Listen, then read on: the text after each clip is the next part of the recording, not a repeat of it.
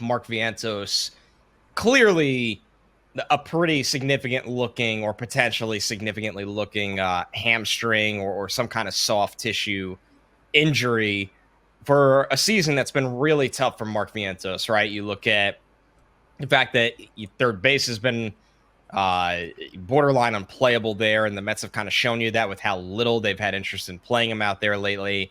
And the fact is, we know the kind of offensive threat Mark Vientos can be, but he hasn't replicated what he was able to do last year. And Mark Vientos is going to be an important bat for this team, where you'd rather see him figure it out on the field.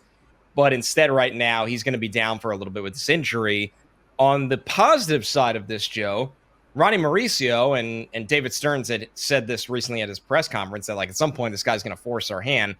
Nobody's been able to get Ronny Mauricio out in Syracuse since he's been back. And it's not just him hitting for contact. It's that he's hitting nonstop home runs. He's stealing bases. Now, the Mets, I think, will want to be a little careful with how much they're kind of, burning him out or getting his legs going coming off this significant rehab. But Ronny Mauricio will be up with the team here, Joe. And I think Mets fans are really excited to see what he could do, because it's been a long journey back. But the last time we saw Ronny Mauricio up with the big league club, there was real signs of a legitimate big league bat. Yeah, really unfortunate for Mark Vientos. Even though it's been a tough year, there was always, like, in the back of my mind, I was just like, there's just going to be a day he's going to hit 2 home runs, and then Mark Vientos is just going to be Mark Vientos again, and we'll be off to the races. But unfortunately, it sounds, as Carlos Mendoza said after the game, that it didn't look good, and they didn't have the testing yet. That's usually not the best sign.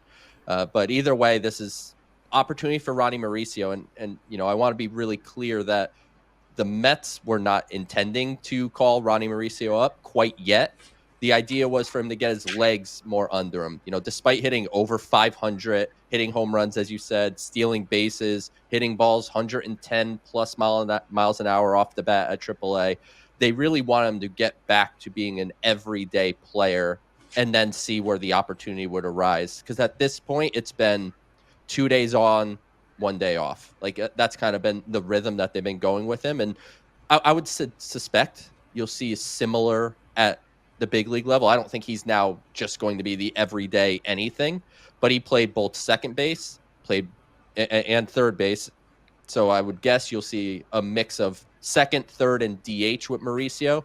Joe, not to cut you off, but I want to ask an important question. Do you think that's the best move, or would you try to stay as static as possible with Beatty at third and Mauricio at second, because you would think each are most comfortable in those spots? I think whenever possible, I would rather be more static than not. But I know there are some days against lefties they are going to sit Beatty. And if they sit Beatty, Mauricio switch hitter, you can have him play third. Yeah. But in a general lineup, I would try to have Brett Beatty at third base nearly every single day. And Mauricio can get some sprinkled in there a bit. But I'd like to see more second base and then some DH from him.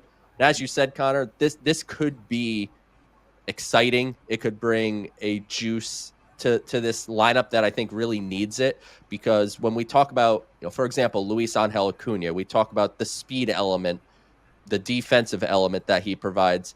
Mauricio brings a little bit of that defense and a good amount of that speed, maybe not quite at the Acuna level, but he could hit better than Luis Angel Acuna can. So exciting to see Ronny Mauricio. Unfortunately, it comes at the expense, at least for now, of Mark Vientos. Yeah, you never want to see a guy get hurt that is not only going through that at all, but a guy get hurt that is working through it on the field as it is mentally. And I guess the glass half full is, if it's really going to be a little bit of time here for Vientos, can he also get a mental reset, come back strong during a big part of the season, and find that power stroke again? I mean, because the Mets there will be a place for that, especially even if it's just a DH for Vientos, if that's where he's going to get dropped into the season. But now we're on Mauricio watch, Joe, who, I mean, listen, there is a real opportunity in the bottom 4 spots of this lineup right now. There is a world where if Mauricio shows that he can consistently hit, give them a little pop, it's not out of the realm of the possibilities that Mauricio is hitting 6th in this order all of a sudden on a nightly basis.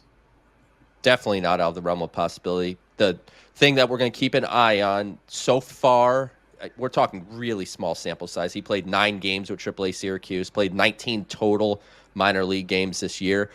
But you're seeing slightly better strike zone judgment and pitch recognition skills than previously has been shown. But ultimately, with Ronny Mauricio, you're signing up to see a guy just hit the crap out of a baseball. That's what you're signing up for. We've seen some nukes down in Syracuse already, and it's good to see the strength back. When you come off that lower body injury and generate so much power from your lower half, and Mauricio is a tall infielder. He is a very tall, upright infielder. The fact that his lower body power is clearly back in the fold is a really, really great sign for him and a really, really great sign for the Mets.